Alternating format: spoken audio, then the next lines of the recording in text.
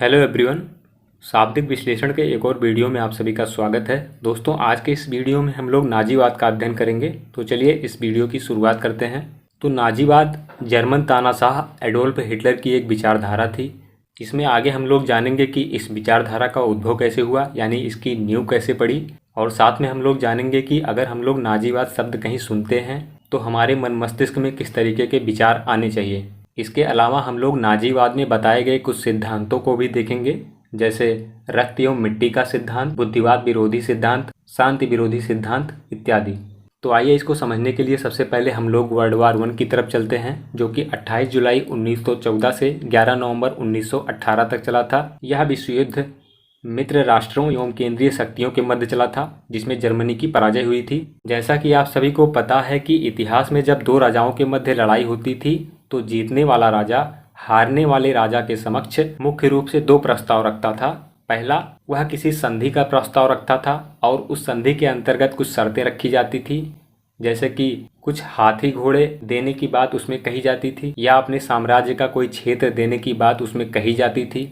और अगर हारने वाला राजा इन सभी बातों से इनकार करता था तो उसे मार दिया जाता था।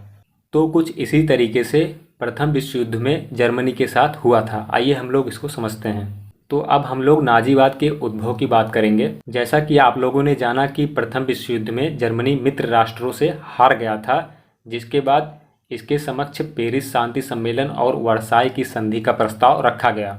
तो प्रथम विश्व युद्ध के पश्चात मित्र राष्ट्रों ने पराजित जर्मनी के साथ वर्साई की संधि की। इस संधि में जर्मनी के ऊपर एक बड़ी धनराशि युद्ध क्षतिपूर्ति के रूप में आरोपित की गई और उसकी सैन्य शक्ति को भी कमजोर किया गया। यानी कि वर्साई की संधि के शर्तों के मुताबिक जर्मनी से भारी मात्रा में धन संपत्ति की मांग की गई और उसके सैन्य बल को कमजोर करने के लिए जर्मन सैनिकों को भी हथिया लिया गया।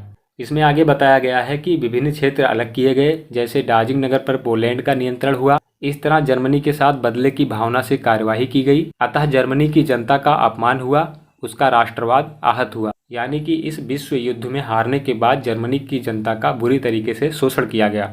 हालांकि जर्मनी का प्रशासन जर्मनी की जनता को समय समय पर आश्वासन दे रहा था कि चीज़ें समय आने पर ठीक हो जाएंगी, लेकिन उस समय पर जर्मनी की जनता में भुखमरी और बेरोजगारी की समस्या अपने चरम पर थी, जिसके कारण लोग आग बबूला हो रहे थे और लोगों में असंतोष फैल रहा था। इसके बाद यहाँ पर एंट्री होती है एडोल्फ हिटलर की। हिटलर ने जर्मन जनता के सम्मान को पुनर्स्थापित करने की बात करके जन समर्थन हासिल किया। यानी कि यहाँ पर हिटलर ने जर्मनी की जनता से यह कहा कि आप लोग मेरा सपोर्ट कीजिए, मैं आप लोगों के मान सम्मान, मान मर्यादा और प्रतिष्ठा को वापस लाने में आप सभी की सहायता करूंगा। हिटलर लगातार वर्साई संधि के अपमानजनक प्रावधानों को जर्मन जनता के समक्ष उठाता रहा और उनके असंतोष को उग्र करता रहा। तो यहाँ पर वर्साई की संधि में जो शर्तें रखी गई थी, जिसमें जर्मनी की जनता का शोषण किया गया था और भारी मात्रा में धन संपत्ति की मांग की गई थी, उन बातों को बार बार हिटलर जर्मनी की जनता के समक्ष उजागर कर रहा था। और एक लंबे समय बाद जब जर्मनी की प्रशासन कुछ करने में नाकामयाब रही तो मजबूरन जर्मनी की जनता को हिटलर के साथ खड़ा होना पड़ा। इसका परिणाम यह हुआ कि एक तरफ प्रजातांत्रिक शासन से लोगों का विश्वास कम होता रहा और दूसरी तरफ हिटलर का जन समर्थन बढ़ता गया। इस दृष्टि से वर्साई की संधि एवं उसके प्रावधानों ने नाजीवाद के उद्भव को आधार प्रदान किया। अब यहाँ से जो है नाजीवाद को आधार मिला। अब क्योंकि हिटलर के पास जर्मनी की जनता का सपोर्ट था तो हिटलर अपनी मनचाही शक्तियों का प्रयोग कर सकता था। तो क्योंकि आप सभी को पता होगा कि हिटलर यहूदियों का बहुत बड़ा विरोधी था, तो हिटलर ने यहूदी विरोधी की नीति के माध्यम से जर्मन जनता का समर्थन हासिल किया। यहूदी विरोधी नीति का मतलब यह है कि हिटलर ने यहूदियों पर यह आरोप लगाया कि इन लोगों ने विश्व युद्ध के दौरान जर्मनी में रहते हुए हमारा सपोर्ट नहीं किया और इन यहूदियों द्वारा जो बंदूकें या हथियार बनाकर हमको दिए गए वह हथियार कारगर नहीं थे और इनके ऊपर देशद्रोह का आरोप लगा दिया। हालांकि यहूदी लोग जर्मनी में रहते हुए आर्थिक रूप से और सामाजिक रूप से जर्मनी वासियों से समृद्ध थे, इसीलिए हिटलर द्वारा जो बात अपने जर्मन वासियों से कही गई उस बात को लेकर यहूदियों के विरोध में जर्मन वासियों का गुस्सा और बढ़ गया। अतः वहाँ से यहूदियों को भागना पड़ा और जो लोग नहीं भाग पाए उनको वहीं पर मार दिया गया।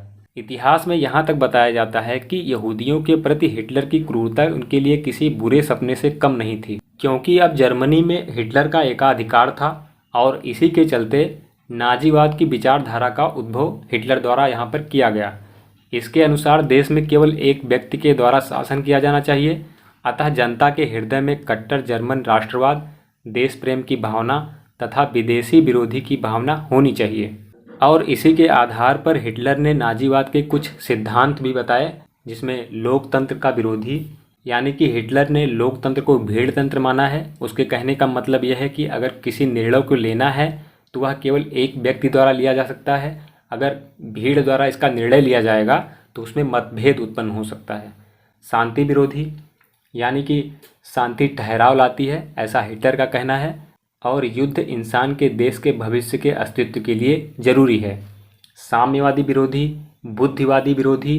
बुद्धिवादी विरोधी का मतलब ये है कि जैसे अगर हम वर्तमान की बात करें, वर्तमान में अगर भारत और पाकिस्तान के मध्य सीमा क्षेत्र को लेकर कोई विवाद होता है या भारत और चाइना को लेकर कोई विवाद होता है, तो उसमें सबसे पहले शांतिपूर्ण तरीके से अपनी बातों को रखा जाता है, उसके बाद किसी निर्णय पर पहुंचा जाता है। लेकिन हिटलर का मानना था कि अगर इस तरीके का कोई मामला होता है तो उसमें बुद्धि और विवेक का प्रयोग ना करते हुए सीधे युद्ध नीति अपनाई जाए। अखिल जर्मन साम्राज्यवाद का निर्माण। हिटलर जर्मनी को केवल एक देश नहीं मानता था, उसका मानना था कि यह एक साम्राज्य है और इसका विस्तार निरंतर होते रहना चाहिए।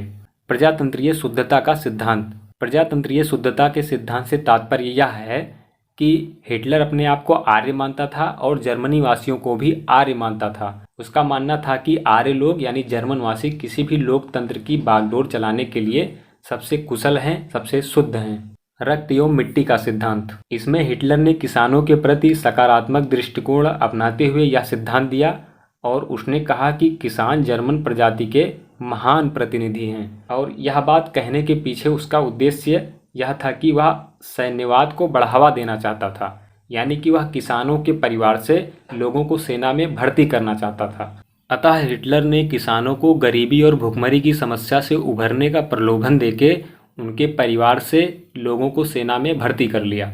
ये सारी बातें इसने नाजीवाद में कही। और इसमें एक मुख्य बात इसने यह कही थी कि देश में केवल एक व्यक्ति द्वारा शासन किया जाना चाहिए, यानी कि नाजीवाद में एकाधिकारवादी शासन की बात यहाँ पर हिटलर ने की थी। तो दोस्तों, आज हम लोगों ने नाजीवाद का अध्ययन किया। फिर मिलते हैं किसी और वीडियो में, तब तक के लिए नमस्कार।